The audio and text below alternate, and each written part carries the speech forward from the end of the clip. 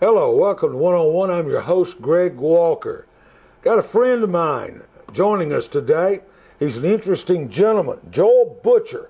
And Joel is the owner of Save a Mint Guide. That is the old coupon mint. He also has done a wide variety of things in his lifetime. He's originally from Chicago, Illinois, but he is right here in Tennessee and loves every minute of it. I think you're going to enjoy, if you don't know him already, getting to know him much better today as we will talk with him about a wide variety of subject matter. Settle back, relax, and enjoy a fun, down-to-earth conversation with a nice gentleman. Joel Butcher joins us right after these words. Thank you. It's the great savings event at Matthews Nissan in Clarksville or MatthewsNissan.com. $7,500 off a new Altima. $7,500 unbelievable. $6,500 off a new Rogue. $5,200 off a new Maxima. New Versa $9,999. Save big on $400 new. You're gonna love our prices. I'm Gary Matthews, and that's my guarantee. You're gonna love our prices. Matthews Nissan.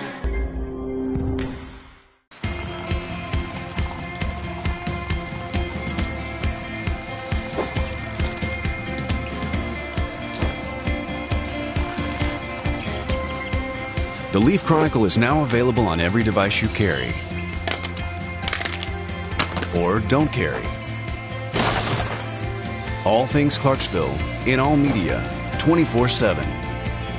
Subscribe now for full access.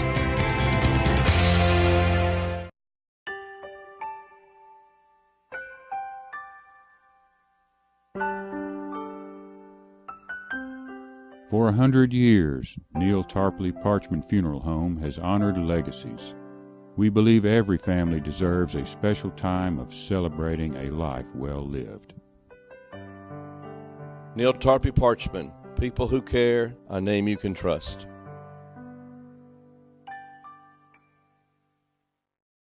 Welcome to our show today. Joel Butcher's in the house. Great to have you, Joel. Oh, Greg, it's been an honor. It's a privilege. I appreciate you asking me to do this. I've got a radio face, as I tell people. You know, I did the show at WJZM about 2 years. Yeah, 2 years. Love doing it. Mind your business. It was a privilege to do it at JZM just because of the people and the things that you guys do there. But thanks for inviting me on this. I'm a little nervous. You found out, Joel, that doing a radio show, even though you did a good job, it takes a little preparation. You just don't go and turn the button on and... It is not. Well, I guess you could. Yeah, you can. You can wing it. But it is not easy if you want to do it right. And I imagine, doing both, the radio and then your TV show, has got to be two different. Even though it's just talking, it's so much more to that. The preparation and having a good conversation. Sometimes you get guests who don't know how to answer, or they yes or no. I've had a few of those where you'd ask a really good in-depth question and they would say yes. Sure. And then you'd have crickets. We refer to those as the Black Bear shows. Okay. I had a professor, the world-renowned authority on the black bear.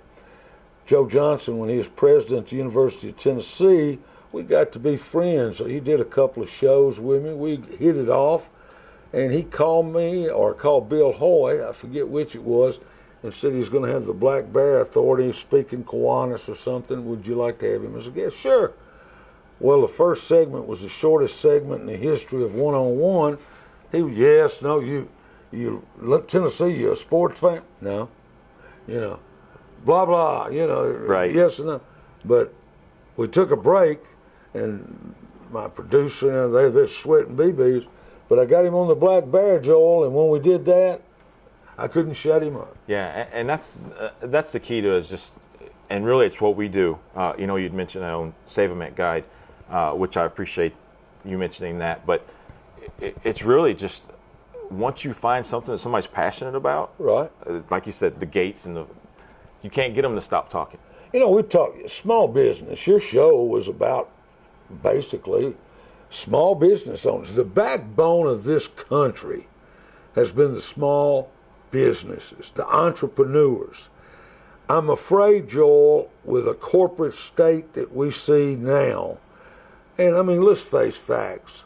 I look at Wortham's Food Town, and I look at Martin's IGA, and I can go on and on. They've all been put out of business by the big corporations, and we know how that is. It's sad. It is, and I know where you're going with it, and I totally agree with you. And I always have this debate with a lot of people that I come across, and we work with a lot of businesses. You know, the funny thing about it is it's a circle, and you can either adapt to that circle, Right. or you can sit back and feel like a victim. And I used to have this boss, and the one thing, it's funny, the one thing I remember from him, she'd always tell me, don't be a victim. You know, and we'd have the biggest problem in manufacturing. You know, before I bought the magazine, I about 20 years in manufacturing, industrial engineering, process engineering. We'd always have this problem. He said, don't be a victim. And it's tough, but you've got to evolve as a business and a small business. I always tell business, if you want to go into a business and you want to do something, if you're going to compete with a big box store, don't do it. Unless you've got some other niche. Unless that customer service, you're not going to beat them on price. Right.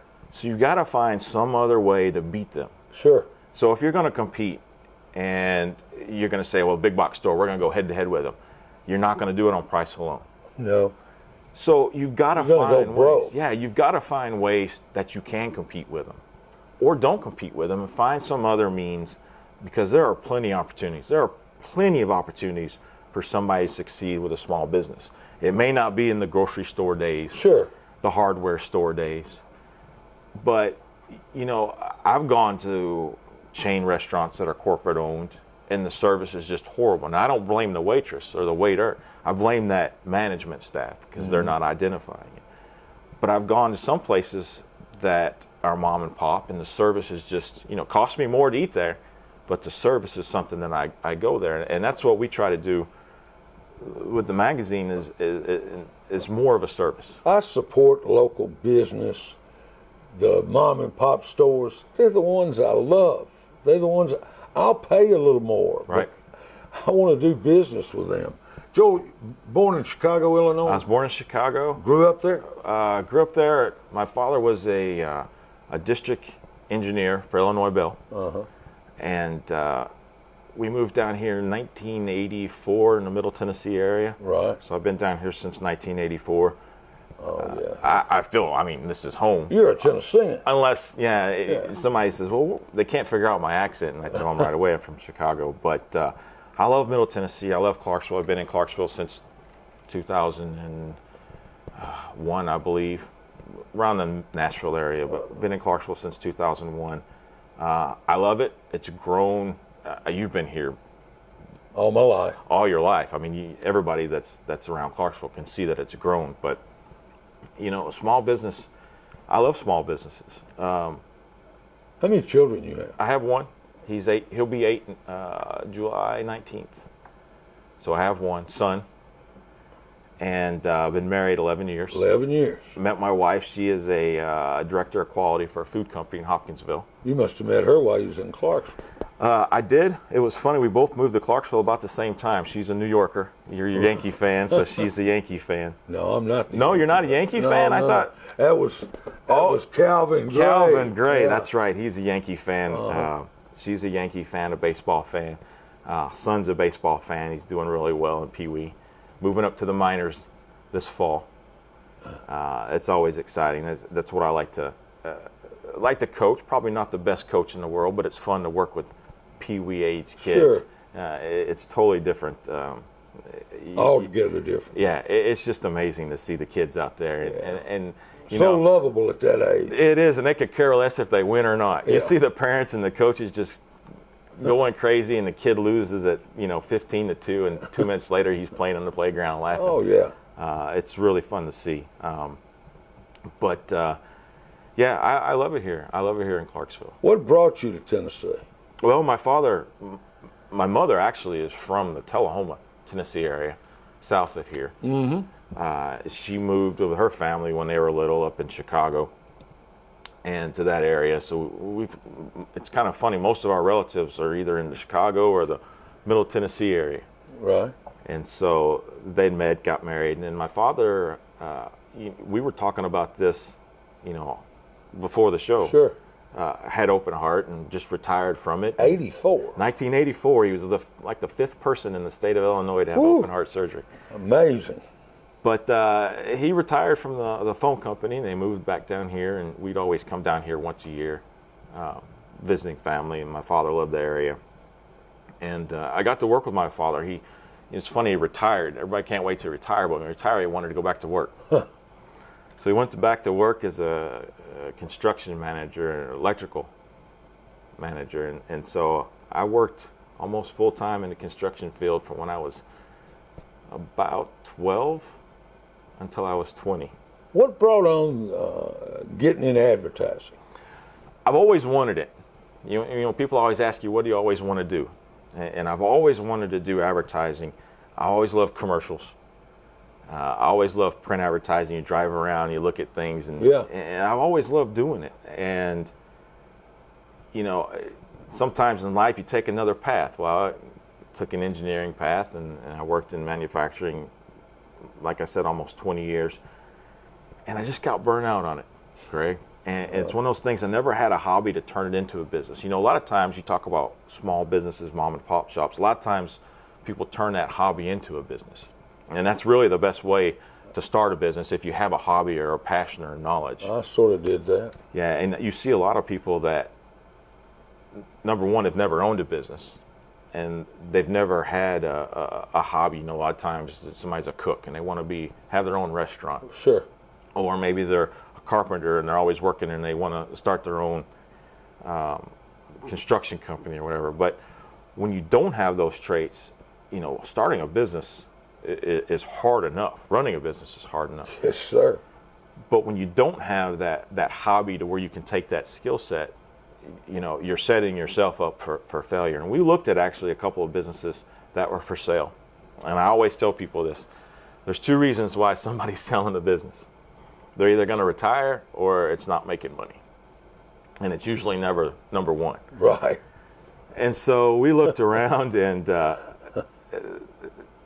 I just was really burnt out in manufacturing. And that can be number three. That's true. It just burn out. Yeah, no, that's true. It's rare. Yeah, but it can. But it's true. And a lot of times you see just don't have the energy or drive they once had. No, that's true. I think it's rare, but you're right. That is a valid point. But we looked around and actually talked with a couple of brokers that were selling, commercial brokers selling businesses, and we looked at the numbers. And a lot of times when somebody's selling something, it's padded way worth than you could almost start it on your own than buying one. But right. He'd introduced us to Coupon Mint, which had been around for about 20 years. I said, well, yeah. I said, actually, I just got it in the mail. I'm interested. It's a direct mail advertising magazine. And so we looked at the numbers, and I never really felt right about what I wanted it because it was, my passion. And maybe this is one of the things I've learned from buying it. And I tell people that want to get into business, passion's great, but it can lead you down that road to make wrong decisions sometimes. And not that this was the wrong decisions, but there's always things that you learn from it. Hopefully you learn from it. And so we purchased it and didn't have a good feeling from the people that we bought it. It'd been around 20 years, probably had about 6 or 7 different owners. That long a time with that many owners, it's good and bad. Sure. And so we bought it. Doesn't sound good to me. Well, we bought it, and a lot of the numbers weren't factual. You can do your due diligence, and I tell anybody that's going to buy a business, you do that due diligence. But you're really only looking at stuff they provide you. That doesn't mean that is right. Correct. And we got lawyers involved. I found this out. We got lawyers the hard involved. Well, I did too the hard way, but we were able to overcome it. And we get lawyers involved, you get CPAs involved, you get all the right people, but all they're doing is looking to say, yeah, 1 and 1 is 2. But if 1 and 1 never really existed, and so it turned out when we bought it, and I said, well, this is something, I was excited, something I always wanted to do in advertising. Never really got into the print advertising. People say print's dead, but print's not dead. That's a whole nother conversation and show. But First time I called a business up, said, hey, I'm a new owner. I live here in town. I own a Coupon Mint. Hung up on me. Really? And I said, okay, welcome to advertising. Called another one, hung up on me. Really? And I was telling my wife, I said, that's kind of odd. And so I went back to these businesses that hung up. And I said, look, I'm not trying to be aggressive, and I'm not asking to advertise. Explain to me. I just bought it. What did I buy? Right. And the stories and the horror stories that I'd heard from over the years where business had been burned, I said, okay, this is going to be, here's my challenge. You've got to change the entire philosophy. Yeah. And what I've learned, and I tell a lot of businesses, we sell advertising. You're an advertising business. But I also believe a lot like you believe, and that's just a thing that we're selling. And what you've got to do is you've got to listen, and you've got to work with businesses and open up to businesses and try to help them. And that's what we try to do. Yes, I'm selling advertising, but I'm really sitting there and trying to help businesses. And a lot of times I use a lot of the cost out engineering. That's what it's all about. We're not going to be successful unless you are. Exactly. That's the bottom line. Exactly. The more successful you are, the better it makes us look. Yeah, and so that's what advertising is. I sell my passion and my caring for somebody's business, and what they get out of it is advertising. That's well done. Joel Butcher's our guest. Back after this. Good job.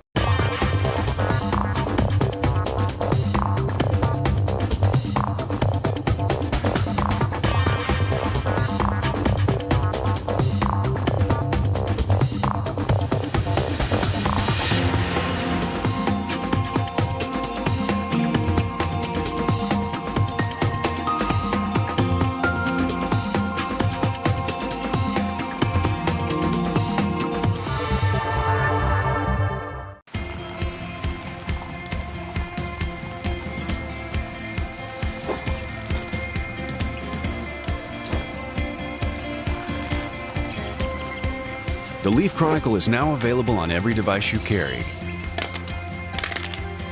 or don't carry. All things Clarksville in all media 24/7. Subscribe now for full access.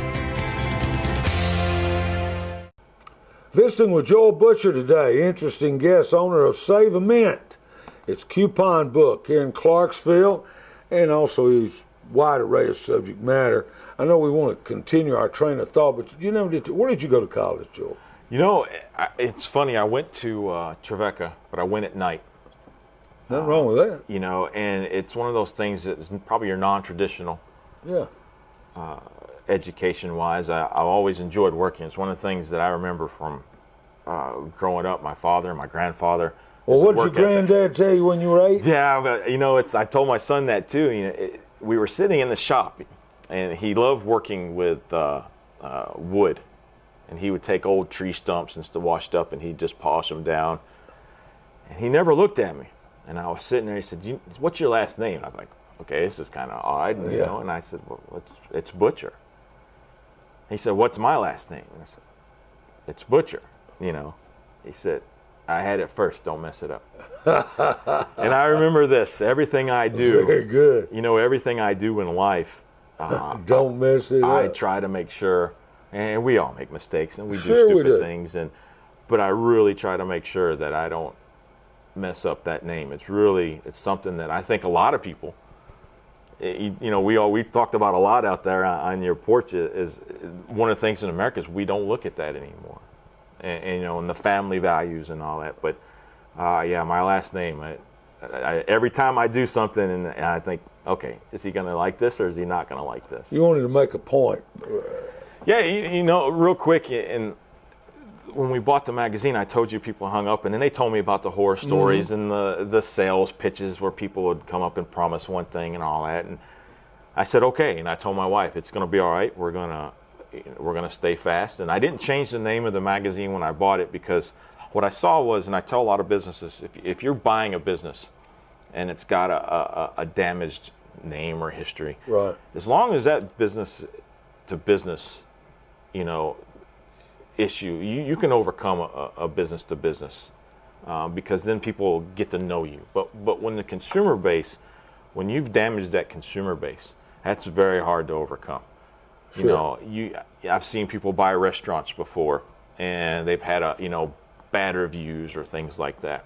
It's hard to overcome that history because people don't know that somebody else bought it. Hey, 10 good comments. Does it overcome one bad one? Oh, it's my 5-finger rule. You know, 4 people will like you, but 1 won't. That's right. And it won't be anything you two did. Yeah. They may not like one of those other 4 people that like you. Yeah, may not like your looks. And you could tell somebody, hey, go try such and such restaurant. It'll take you 4 times before you finally say, let's go try it. But if somebody says, man, I got sick eating there the other night, you'll never go there. That's right. And so that's one of the things that I tell somebody is when you buy something, there's a due diligence, but there's a social side that you have to look at and understand that relationship that business had with consumers, with the community, and know what you're buying. How many businesses don't need to advertise? How many don't need to advertise? Every business needs to advertise, Greg, at some point or another, and not just Facebook. You know, Facebook and social media, it's one brick on a house that you're trying to build. I agree. And you've got to do it. A lot of people say, I don't advertise, I do social media, I do Facebook. Well, that's great. And you can have the best website in the world. And I'm not telling people, oh, you know, grab us, we're the best in the world. You know, there are some medias that, businesses that this may not be the media for you. But every business needs to advertise, and you need to do multiple things. You need to do a blitz. You need to stay relevant. You need to stay current. That name has to stay out there. It does. And it doesn't matter. Name recognition. If you're it's everything. A line out the door, you still need to advertise. If that's not true, why would Coke? Why would McDonald's? Why would these companies that everyone knows, why would they still advertise? You drive down the road and you see a big red billboard, or you see something in the paper, you hear something on the radio, you see something on TV, and sometimes it'll just flash a bottle of Coke. Yeah. All they're saying is, we're still here, we're thirsty. Yes, sir. And living in a military town, it's even more important. You have to market in the Clarksville community different than you would in a Nashville community, because the turnover. You're always having new people coming, new soldiers, new families coming in. They don't know what the area is. And just because you have a line out the door and the best burger in town doesn't mean you can't stay relevant. I agree. And it doesn't happen that often, but I'll call on a business, I'll greet a business.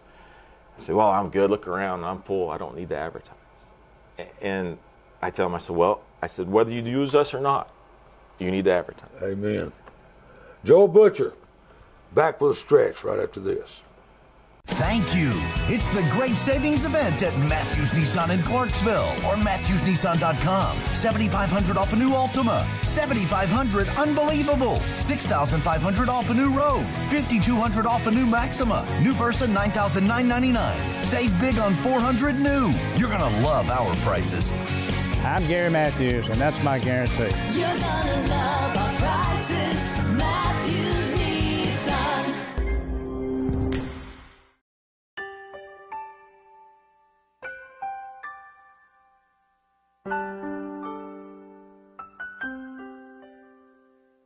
For 100 years, Neil Tarpley Parchman Funeral Home has celebrated legacies with services as unique as each life. Neil Tarpley Parchman, people who care, a name you can trust.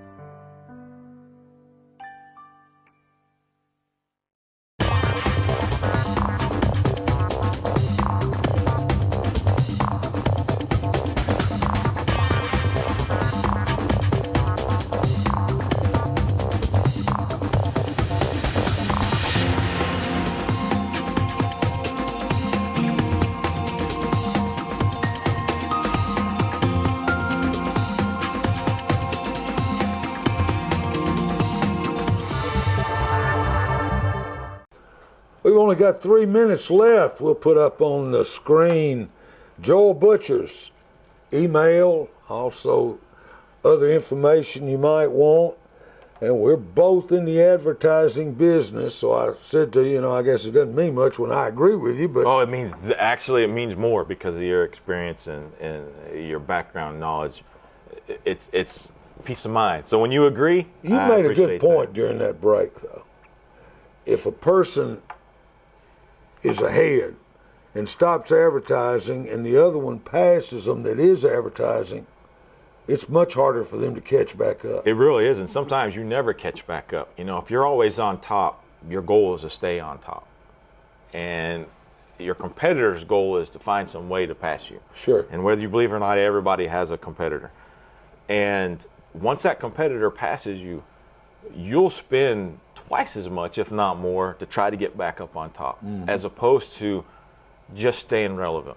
Whether it's doing radio commercials or print or any type of advertising, you've got to stay relevant. And I tell all businesses that, and it's one of the things I see many people that start off, they don't ever include advertising in their budget. And it just doesn't make sense. Blows my mind. It's the most important thing that you can do. Yeah, it really is. It's the most important thing. And it's all about name recognition. It's about that repetition. But it's the customer service, too. I mean, there's so many things with it. I mean, you could advertise in every single media in town, but if your customer service and your product's not any good, well, you're not going to go anywhere. Amen. Joel, what's the best advice you've ever received? Work hard. Be honest. It's be honest. It's funny if I call a business and I say, hey, this is what we do, and they say, we're not interested. That's my favorite client that says we're not interested because they're honest. Yeah. They let you know right up front, we're not interested right now. But it really is. It's be honest and not give up. That's probably the best thing. Great. What characteristic do you admire most in a person? It's just kind of the same thing, Greg. Hard work and honesty, and it's kind of hard to find those two things these days. Hard work. Growing up, my father always told me, my grades weren't always perfect, goof around in school. Yeah. So he said, well, if you're going to do that, you're going to work with your hands your whole life. And so he got me out there working construction with him, and it built that work ethic. But hard work, I respect that. Really appreciate you. Fastest 30 minutes of my life. I loved it. Every minute of it. I love what you do. Everybody in this town loves what you do. The voice of Clarksville. Oh, appreciate that. Mighty kind of you. Best to you, Joel. Thank you. I appreciate it. Good job. I want to thank Steve Sawyer behind the scenes. And until next time, folks, have a very nice rest of the day.